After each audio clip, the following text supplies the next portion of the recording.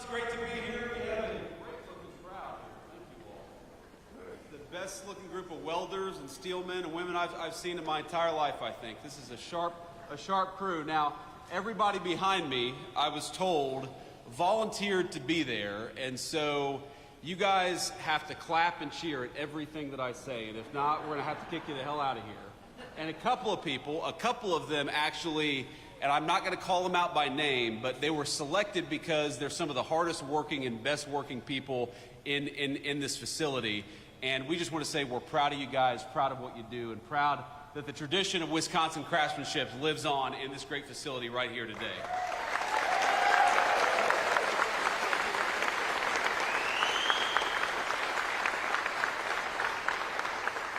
Now, before we get started here, and I want to talk about the big, beautiful bill, I want to give a few notes of appreciation and gratitude. So, first of all, I think this is probably the third or fourth time I've been to La Crosse, Wisconsin. I came here a lot during the campaign. It was always great to be here, and I joked that you all would get sick of me, but I would come back as Vice President of the United States, and I'm proud that I got to keep that promise, thanks to you.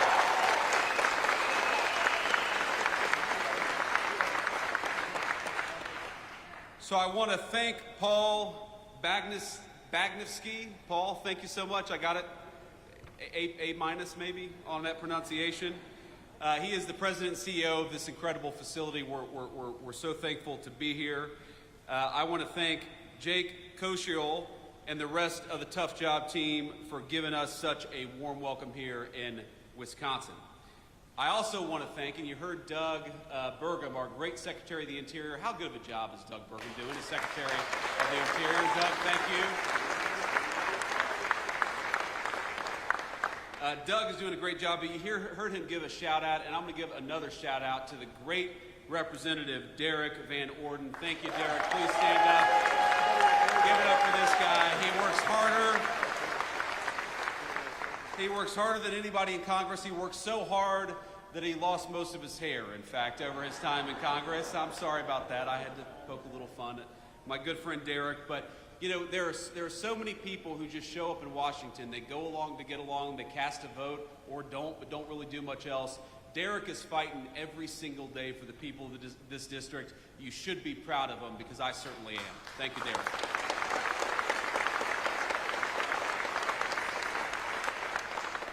And I guess we've got the senior class from Luther High School. Where are all the Luther High School students? Where are y'all at? Thank you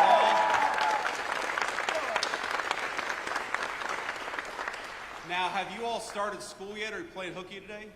You have? Okay, good. Well, I'm glad the Vice President coming to town got you guys out of school a little bit. But let's talk about the future, because these kids are the future. We want to make sure that they have a prosperous American future to grow up in. And let me take you back a little bit to where I grew up in Middletown, Ohio, southwestern Ohio, where my papaw, and the reason I love the welders in particular, is my papaw for 42 years was a union welder at a place called Armco Steel. And when I was growing up, Armco Steel had shed about 80% of the workforce that it had employed when my papaw was working there during its heyday. And unfortunately, it was one of the lucky ones, because a lot of the steel mills lost about 80% of their workforce. A lot of the steel mills didn't exist at all. And I think that what happened is that for those of us who grew up in those factory towns, we were so used to seeing those proud, big, beautiful factories, seeing the night sky lit up with that furnace. We were proud of what our parents and our grandparents made every single day. And of course, they were proud to earn the kind of a job that enabled them to provide us a good life. And what happened? Thanks to a generation of failed politicians and stupid decisions, those factories closed down one by one by one, and many of those proud towns that made us who we are, ladies and gentlemen, those proud towns became ghost towns. Well, not anymore. What the President of the United States was elected on a promise to do was to bring back American manufacturing, to bring back American craftsmanship, and that is exactly what President Donald Trump is doing every single day in Washington.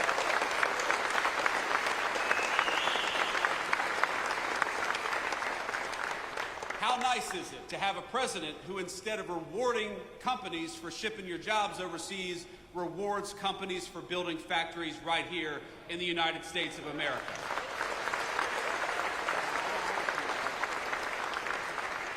How nice is it to have a president of the United States who, instead of raising your taxes, is cutting your taxes by historic margins every single day, as we just did.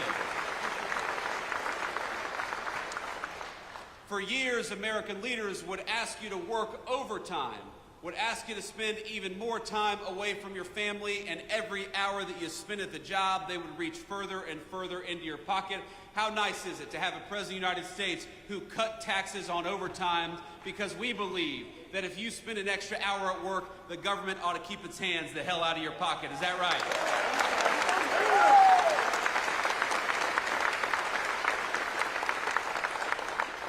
We know about 5%, about 1 in 20 Wisconsin workers rely on tips to bring home the bacon for themselves and their families. How nice is it to have a President of the United States and Republican majorities in Congress that cut taxes on tips instead of forcing our waitresses and service professionals to deal with the IRS. We ought to make it easier for folks to get by, which is exactly what we did when we cut taxes on tips, and Wisconsin families are going to be the beneficiaries.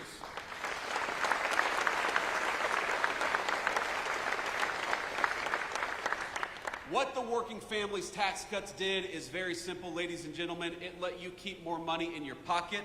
It rewarded you for building a business or working at a business right here in the United States of America. It makes it easy for you to take home more of your hard-earned pay, and it makes it easier. If you're an American manufacturer or an American business, it makes it easier for you to build your facility or expand your facility right here in the United States of America. I happen to believe that it's the dumbest decision we made as a country to reward foreign companies with putting stuff overseas instead of right here in places like Wisconsin. Well, now we have a different president with a different attitude. If you're building in the United States of America, if you're working in the United States of America, if you're trying to earn a decent living right here at home, we are going to fight for you every single day. But if you build crap overseas and try to undercut the wages of American workers, you're going to pay a big fat tariff before you bring it back in to the United States of America.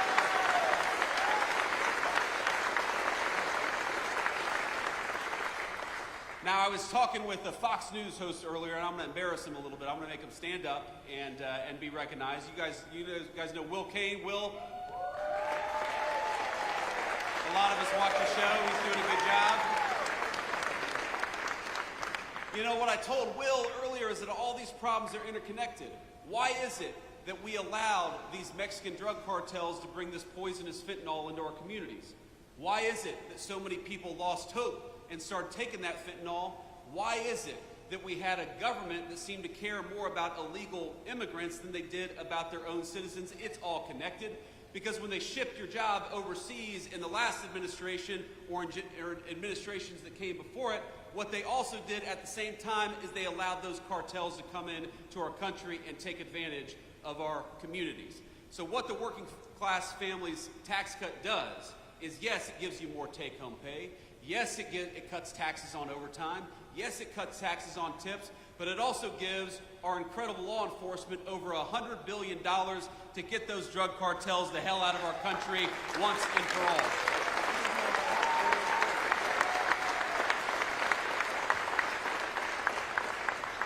It's very simple. Donald Trump's Republican Party wants very simple things for this country. We want you to be able to earn a good living in your community. We want you to be able to walk down a city street in broad daylight without getting mugged. We want you to be able to take your family out to a nice meal wherever you want to without the fear of violence from criminals, whether they're domestic criminals or international drug cartels. If you work hard every single day, you ought to take as much of your hard-earned pay home as possible. And if you want to raise your children in security and comfort, you ought to send them to a school that gives them a good education instead of an indoctrination. These are very simple things, ladies and gentlemen, and all we needed was better leadership in Washington to deliver it.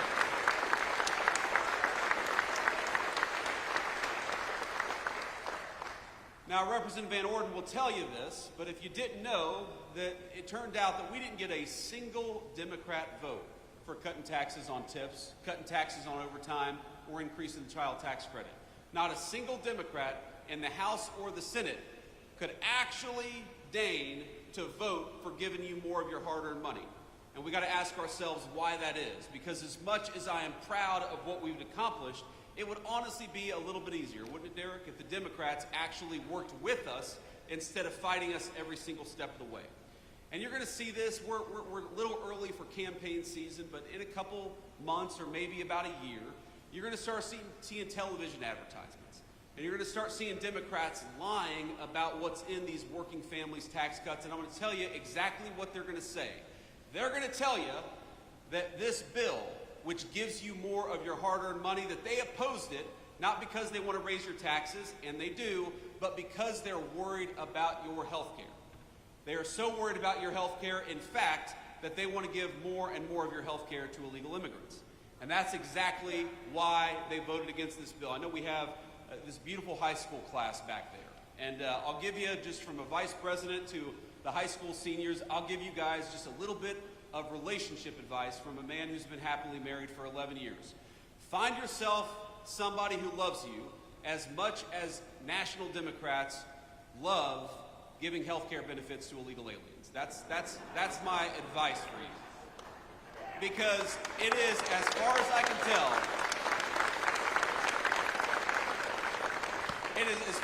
tell, the reason why the National Democratic Party exists. Do you know that this bill makes tens of billions of dollars in investments in our rural health care infrastructure, which was fallen apart under the last administration?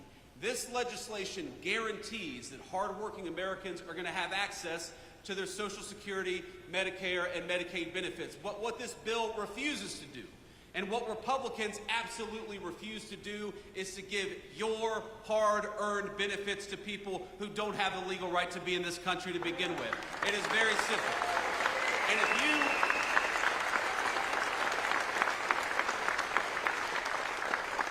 if you want to protect the people's benefits, if you want to protect rural health care, if you want to make sure that whether you live in a big city or a small town, you have the ability to go and see a doctor, and that is exactly what we want to do, then the first thing you ought to be doing is making sure that the people who get federal health care benefits actually have the right to be in this country in the first place. That is the first and most important step.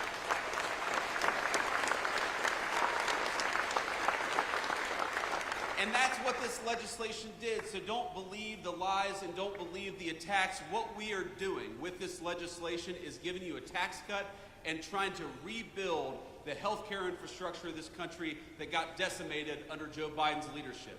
But what we are also doing, in order to preserve the benefits that you paid into for your entire lives, is making sure those benefits only go to our fellow American citizens and not to people who ought to go back to their home country because they're here in this country illegally. It's very simple. And think about this. Think about the math, ladies and gentlemen. You cannot have these health care benefits if you allow tens of millions of people into this country who have no legal right to be here and give them those benefits.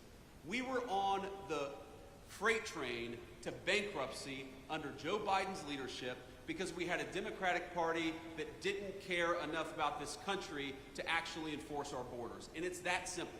And so when I see the Democrats, I got to be honest with you, it makes me a little bit angry. When I see Democrats fighting against cutting your taxes and saying it's about health care, it's not about health care for you, it's about health care for illegal aliens. And we happen to believe in a different principle. You ought to keep more of your hard-earned money. That if you work overtime, you ought to be rewarded for it. And that when you pay into the federal system, you receive those benefits and not anybody who didn't pay into them to begin with. So,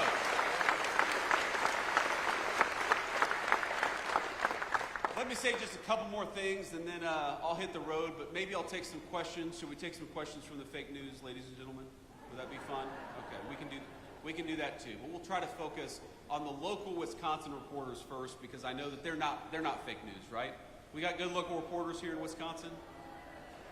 I don't know, mixed reviews based on the crowd here, but let me just say a couple more things. So this business, this manufacturing facility, I think represents the future of American craftsmanship. And I was talking to the CEO and to Jake earlier about this, but you know, there's this attitude that some people have that manufacturing, it's the jobs of the past, it's the industry of the past, that it's dirty, that it's not innovative.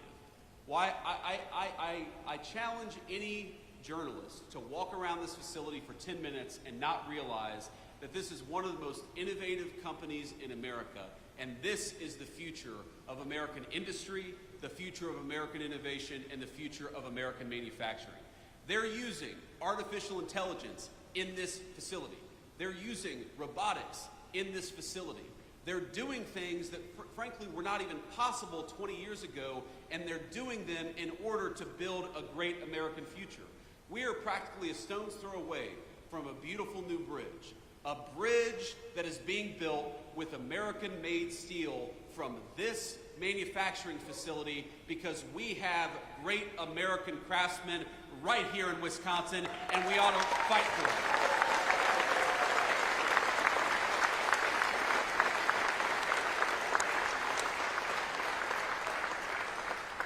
And I know the people out in the crowd, the people standing behind me, there are stories of proud work being done every single day. There are stories of a good wage being earned that allows these folks to support their families. There's stories of products that exist in the United States of America that we need, that we absolutely rely on, that are made right here with American workers and American hands.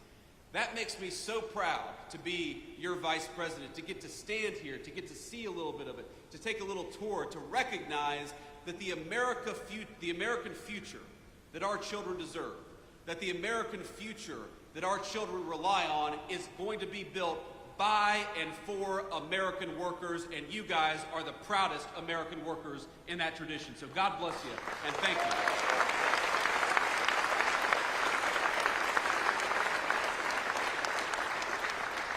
And these guys, they're proud of what they do. They're doing something amazing. They're doing something that can't be done almost anywhere else in the world. They're earning a good wage in the process. This is what makes America great. And I love my papaw. I said he was a union welder for 42 years. He was a proud man. He was a hard-working man. But my papaw, before he died, he used to tell me that, he didn't know that American manufacturing was going to be as strong in the future as it was in his time. And again, I love my papaw, but I think that's the wrong attitude. American manufacturing must be as strong in the future, or America's future will not exist without it. Do you think that our kids are going to have a future if we rely on foreign countries to make everything that we need? Do you think we're going to have a future if the pharmaceuticals that we put into the bodies of our children are made by a foreign adversary? Do you think we have a future if we can't even drive over a bridge without asking permission from some foreign country? That is no way to build a future. The way to build a future is with American workers, and I'm proud that in Wisconsin that's exactly what we're doing. So God bless you all.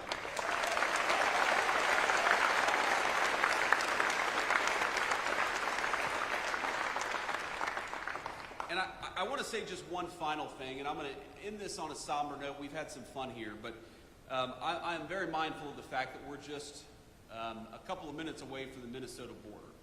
And of course, we had this terrible, terrible school shooting yesterday in Minneapolis.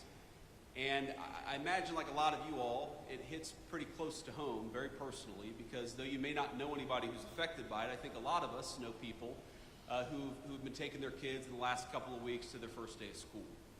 And in fact, my son, my little 5-year-old, I love him so much, and if you're watching, buddy, Daddy loves you.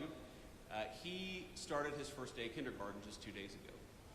And again, we're very proud of him, and we love him very much, but I know that there are a lot of families who were in their first week of school just outside of Minneapolis, and that was pierced. That incredibly pure and wonderful moment was pierced by a very vicious and a very evil person. And so I just want to say a couple of things. The first thing that I want to say is, remember, we're an American family. And the people who lost children, they are your fellow Americans. And those children who lost their lives and lost their future, they are your fellow citizens. So think about it and say a prayer for them. And remember that they are as much us as our neighbors right here in this wonderful community in Wisconsin. And the thing that they need most of all is they need their fellow Americans to reach out and care about them, and I know that every single one of us is going to do that. That's the first thing that I wanted to say.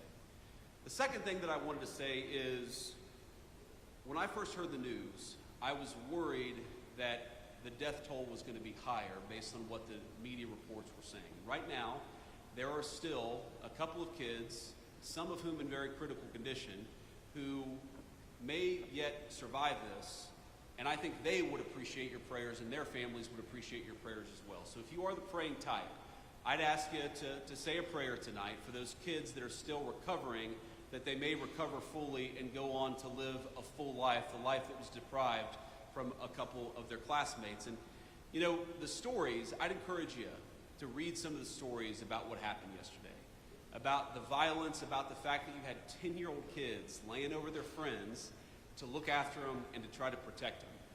And while yesterday was an unspeakable tragedy, I'd ask you to remember that we also saw the very best of the United States of America. And to every person who protected a friend, to every first responder, to every paramedic who made it so the death toll wasn't higher, we love you, we're proud of you, and we'll never forget the great American spirit that you showed yesterday.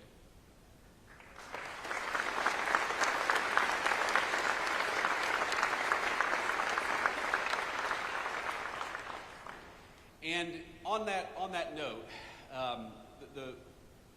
there is going to be time for politics, and there's going to be a time to figure out how to prevent this stuff from happening, how to make these shootings less common in our country. And I'm not going to speak about that now, but I would encourage you, the First Lady, Melania, who really has a very big heart for children, obviously as a mother herself, she put out a statement earlier today that I think is really worth taking a look at, because this happens too much in our country. And if you look, we really do have, I think, a mental health crisis in the United States of America. We take way more psychiatric medication than any other nation on earth, and I think it's time for us to start asking some very hard questions about the root causes of this violence. And I'm going to be part of that, and the First Lady and the President are going to be part of that, but that's going to be an American conversation that we're going to have together. But before we have that conversation, if you are the praying type, I would ask you to join me in prayer. I'm just going to say a prayer for the two little kids who lost their lives yesterday. And this is a prayer we say a lot in my church, and I've always found it very meaningful. It's very short. But eternal rest grant unto them, O Lord, and let perpetual light shine upon them. May the souls of all the faithful departed, through the mercy of God, rest in peace. Amen. Thank you all. Now with that, I will take some questions from the reporters, but again, thank you all for having me, and thank you all for indulging that moment. I think it's important for our fellow Americans to know that we're reaching our arms around them and we love them, and you guys gave me the opportunity to do that, and so I'm grateful for it. God bless you. Questions?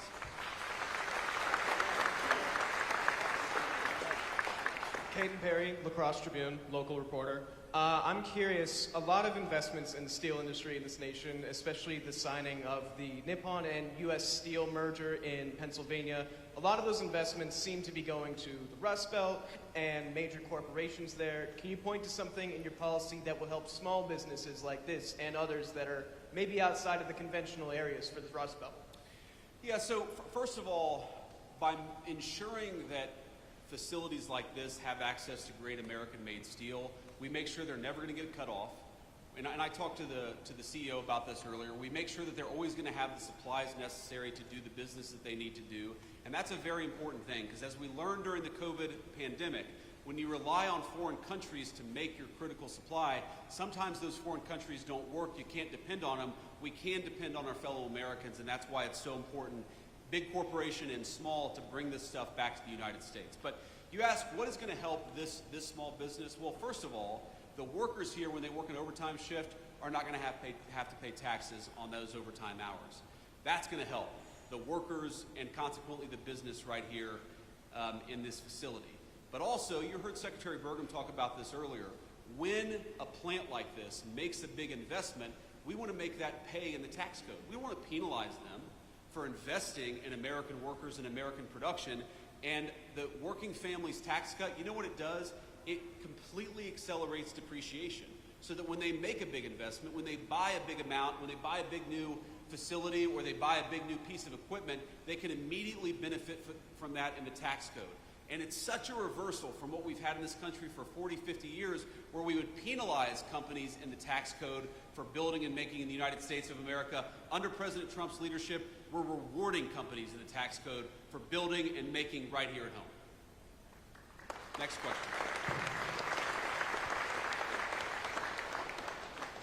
Good afternoon. Charles Benson with TMJ4 out of Milwaukee. As you know, the President this week signed an executive order around the National Guard. And so I'm curious if you can give us some more detail on that, wanting the National Guard members to be available for rapid mobilization and establish a quick reaction force.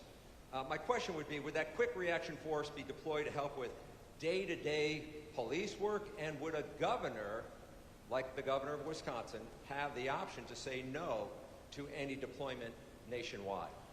Well, let me say a few things about this. First of all, the principle at stake here is very simple. Americans ought to feel safe on American streets.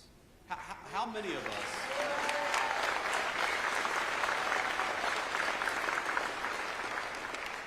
How many of us have crossed to the other side of the street because there's a person on the street corner yelling and screaming at our kids or at our family? How many people have felt scared to walk down the street of an American neighborhood in daylight or at night because those streets are considered no-go zones?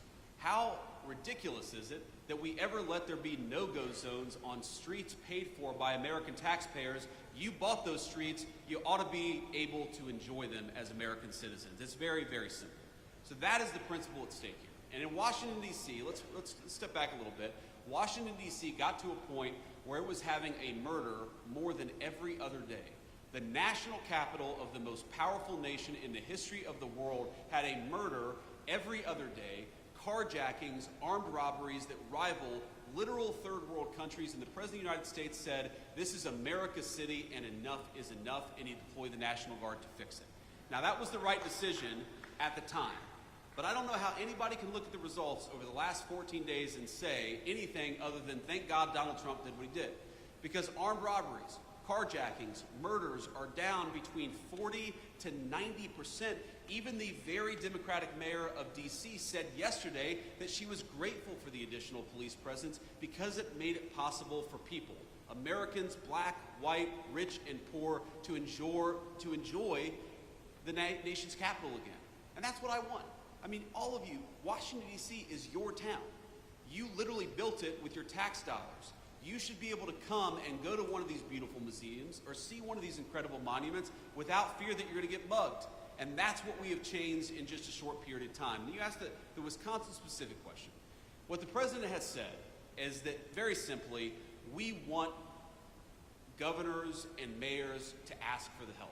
The President of the United States is not going out there forcing this on anybody, though we do think that we have the legal right to clean up America's streets if we want to. But what the president has said is very simply is, why don't you invite us in? Is Milwaukee a super safe city right now? It's had some crime problems. It's a beautiful city. There are a lot of beautiful, incredible, hardworking people who live there, but let's be honest, Milwaukee has had some crime problems. So have other parts of our community. Chicago, I know we're not too far from Chicago. Chicago's had a lot of crime problems.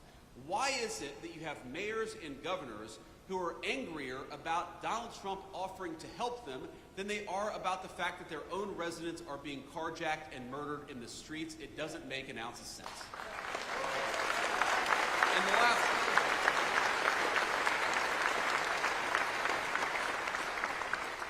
And the last point that I'll make about this, sir, is, I'm going to violate the advice I gave to the President of the United States yesterday, because we were having lunch yesterday, and the President said, JD, I don't know how I did it.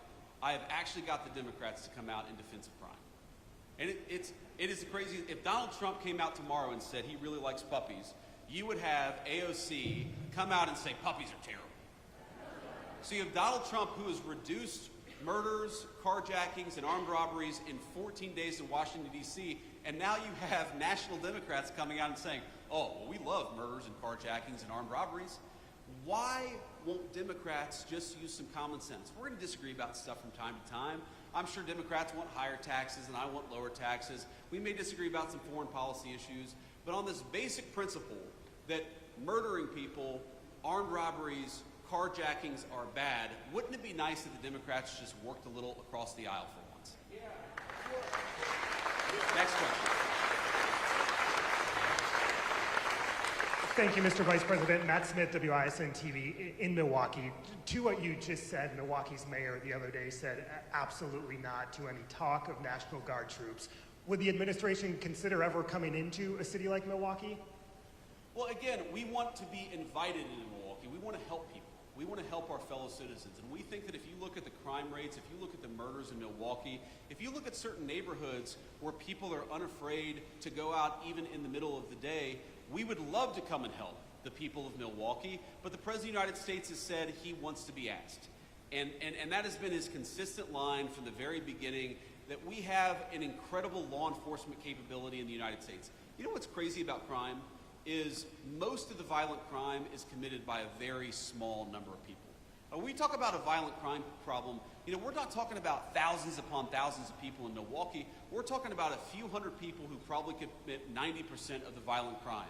We would love to come in and help lock up those violent criminals. I hope the mayor of Milwaukee gets some common sense and actually fights for her residents for a change, or his residents for a change, because we would love to actually help cut down on the crime in this community. Thank you.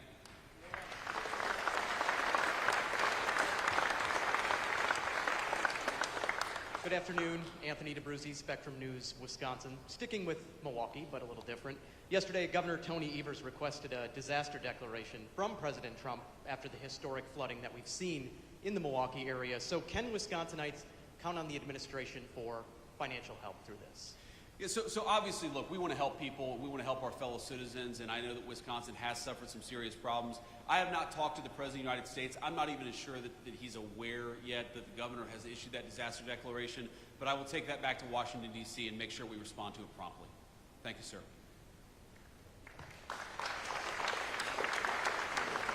Hi, Mr. Vice President. Daniel Gomez, WEAU in Eau Claire, Wisconsin. So I see that you've been touring around the country, visiting congressional battleground districts. No different here, Wisconsin's third. You're here also garnering up some support for Derek Van Orden. So my question here is, can we expect you again next year when we actually get to the midterm elections? And will you also address other issues in Wisconsin's third district, which include agriculture, childcare, healthcare, and all these other things that impact rural, hardworking, working class Wisconsinites here? Of course. Well, do you all want to have me back next year? Is that okay?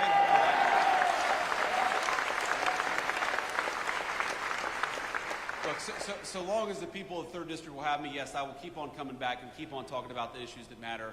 You asked about agriculture, I think rural health care, and also child care. Look, if you look at the working families tax cut, there's a lot there for agriculture. There's a lot. For example, if you buy a new tractor, you buy a new piece of farm equipment, wouldn't it be nice if you were rewarded in the tax code instead of penalized in the tax code? Well, now, thanks to the working families tax cut, you are going to be rewarded, which is why the farmers were really big and supportive and behind the legislation. We had such great support from our farming community in Wisconsin and all over the country for this legislation, I think in part because it does a lot for our farmers.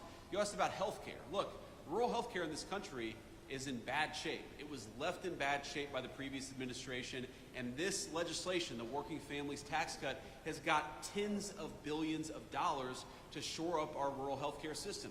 It is so unusual to hear Democrats say this is going to be bad for health care when we're spending billions of dollars to try to fix some of the rural health care problems in our country. And by the way, has anybody been awake for the last 4 years? Any of these national Democrats? How was the rural health care system doing under Joe Biden when you had hospitals and clinics closing at a record and alarming rate? We're trying to fix that. We want people to be able to access to health care, but we want American citizens to be able to access health care, and that's what makes us different from the National Democrat Party.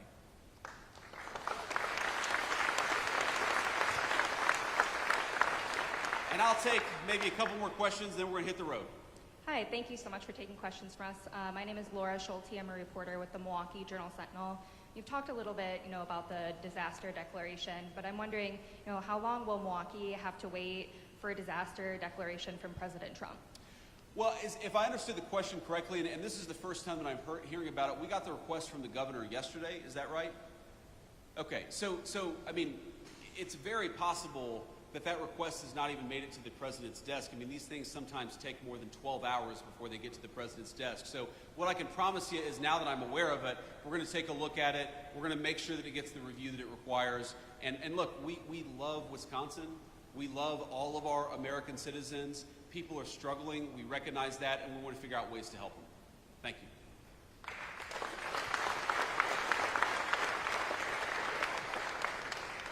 Mr. Vice President, Adam Roberts, News Radio WTMJ, also out of Milwaukee. A follow-up to that question as well. I know that you still have time to make this decision, but can you explain why President Trump or yourself did not tour the southeast Wisconsin area like was done in Texas after their historic flooding?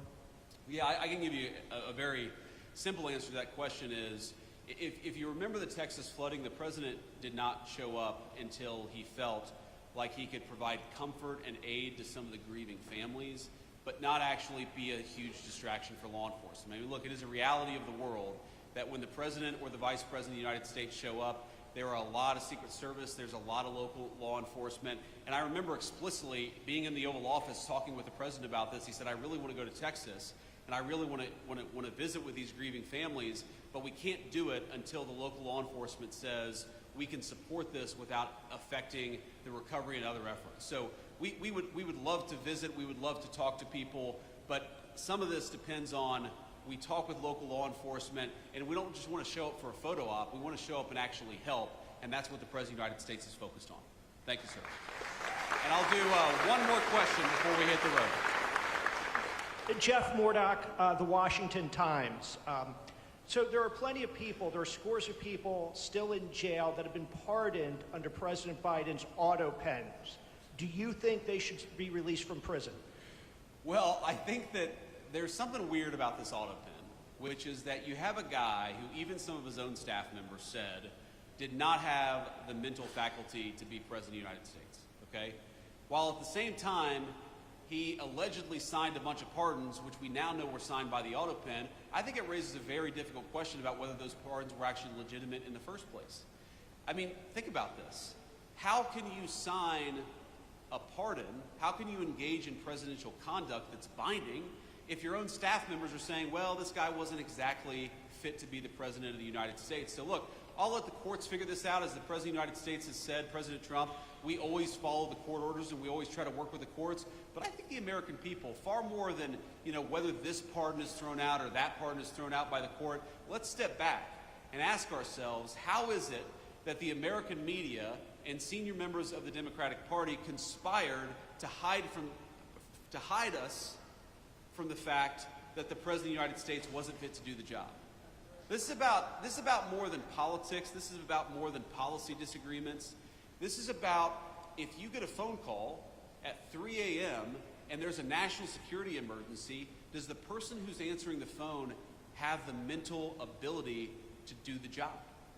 And if the answer is no, then all of us, Democrat, Republican, and Independent, have been defrauded. And I think the Biden presidency is a big, fat example of the American media defrauding the American people.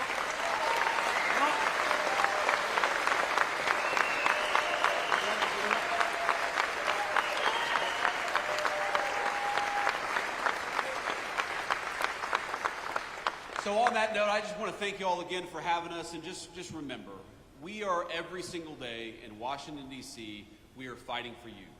We're fighting for your jobs, we're fighting for your wages, we're fighting for low taxes for you and your families, we're fighting for rural health care. We believe that the most important thing the President of the United States can do is put the interests of Americans first. That is what we have done for 7 months, and we'll keep on doing it